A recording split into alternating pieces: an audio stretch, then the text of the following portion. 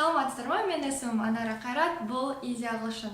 Алдыңғы видеода дұрыс емес етістіктердің бірінші және екінші топтарын қарастырғанбыз. Яғни біріншісі 3 қатарда да өзгермейді, екіншісі кішкене өзгеріс бар, бірақ екінші, үшінші қатарлары бірдей. Бүгін үшінші топқа кезек, яғни үшінші топ кішкене қиындау, күрделілеу, бірақ ол жерде де бір ережелер бар. Сол ережелерді сақтап жүрсеңіз, дұрыс емес етістіктерді жаттау өздеріңізге оңай болады. Кәне, енді көп созбай бірден бастап кетейік. Айтпақшы, дұрыс емес етістік дегеніміз не екенін білмей, болмаса алдыңғы видеоны көрмеген болсаңыз, бірінші сол видеоны көріңіз, содан кейін осы видеоға көшіңіз. Ал бастайық. Үшінші топ irregular verbs, яғни дұрыс емес етістіктер. Біз білеміз, бізде үш қатар бар: present, past және past participle. Яғни present осы шақта күнделікті қайталанатын іс-әрекетіңіз дәл сөздікте қалай жазылған, дәл сол қалпында жазылатыны. Екіншісі past өткен шақта қолданылған іс-әрекет, яғни өткен шақта өтіп кеткен. Ол мүмкін 1 жыл бұрын өтуі мүмкін, 5 жыл бұрын, кеше болуы мүмкін. Өткен іс-әрекет.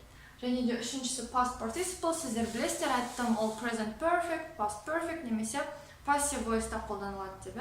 Және де тағы басқа қолданатын жерлер бар, бірақ шаққа қатысты осы үшеуінде қолданылады. Қане, енді бірінші тобымызға қарап көрейік.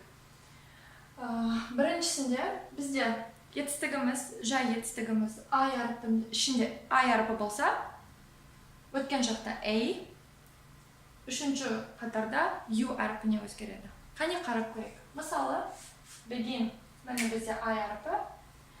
Begin, осы I әріпі pastта A әріпіне өзгереді. Began. Ал үшінші қатарда began. Яғни мұнамен мынаны айырмашылығы began. Нада анық A әріпін естисіз үшінші қатарда. Өзгерісі осы ғана. Begin, began, began.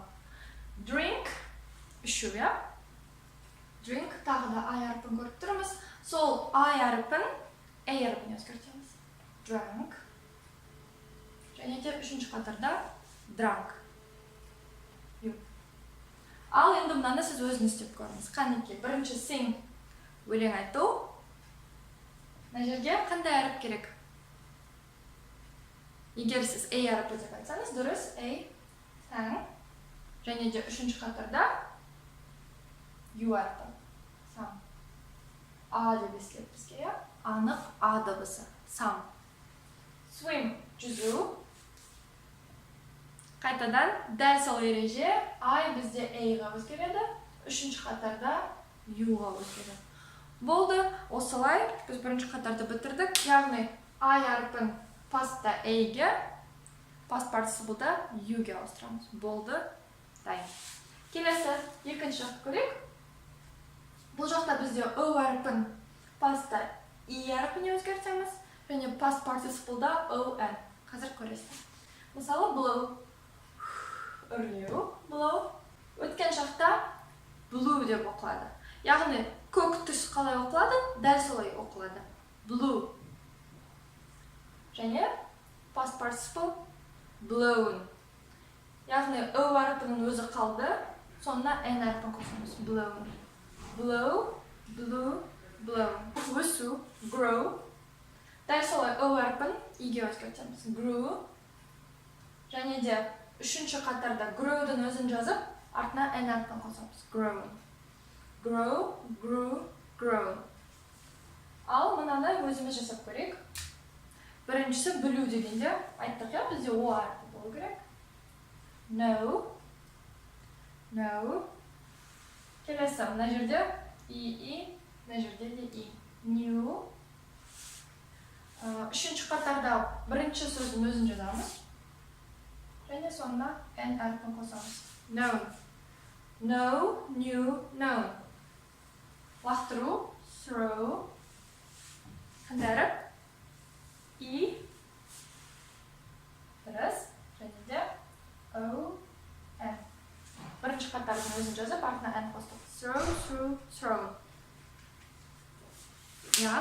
Қайтадан қайталаймыз. O әріпі E-ге өзгереді, және де үшінші қатарда сөзін өзін жазып, сонына N әріпін қосамыз. Келесі үшінші топқа қарайық. presentте, яғни осы шақтағы етістігіңізде EA деген әріп болса, ол OE, ал соңғы орында үшінші қатарда ON болып өзгереді. Қарап көрейік. Мысалы, break. Бұны бізде EA әріптері. Өзгерген кезде A әріпінің орнына O жазылады. Және ең соңында E әріпі қосылады. Break, broke, broken. Қайтадан O қалады, broken. Ны қосылады. Break, broke, broken. EA, OE, ON. Келесі, swear. Swear деген не екенін білесіздер ме? Оның екі аудармасы бар. Біріншісі жаман сөздер. Яғни, екінші аудармасы ант етемін деген мағынаны білдіреді. Swear. Дәл солай өзгереді. Swore, sworn. Қайтадан EA, OE, ON. Speak. Speak'ті мен білем, сіздер білесіздер.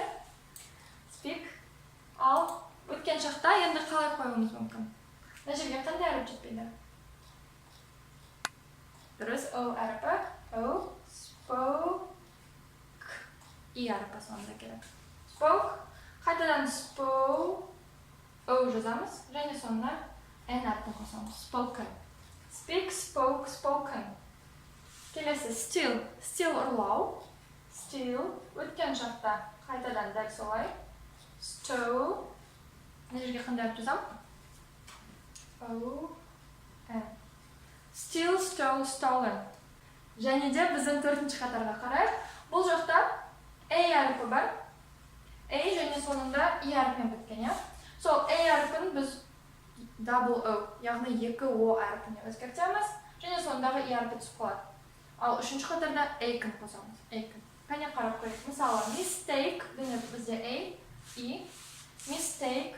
Осы A әріпін орнына екі O жазамыз. Mistook. E түсіп қалды. Mistook. Және де үшінші формасы mistaken. Mistaken. N. Aiken. Қосылды. Shake. Shake деген араластыру. Немесе жыбырлату, қимылдату. Shake. Міне қайтадан мына жақта A әріпінің орнына екі O. Shook. Үшінші формада shaken. Ал take-ті кәне өзіміз жазып көрейік. Take. Мына жерге қандай екі әріп жетпейді?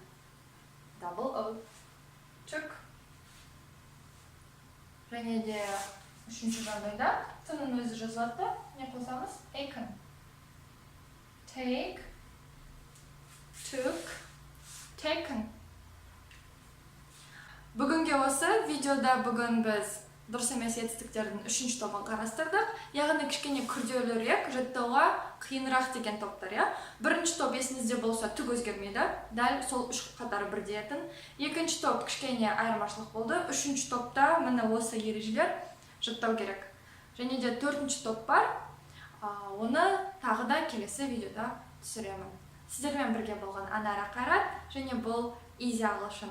Лайк басуды ұмытпаймыз, комментарийде тағы қандай видео түсіргенді қалайсыздар жазсаңыздар болады, және де маған жазылуды ұмытпаймыз.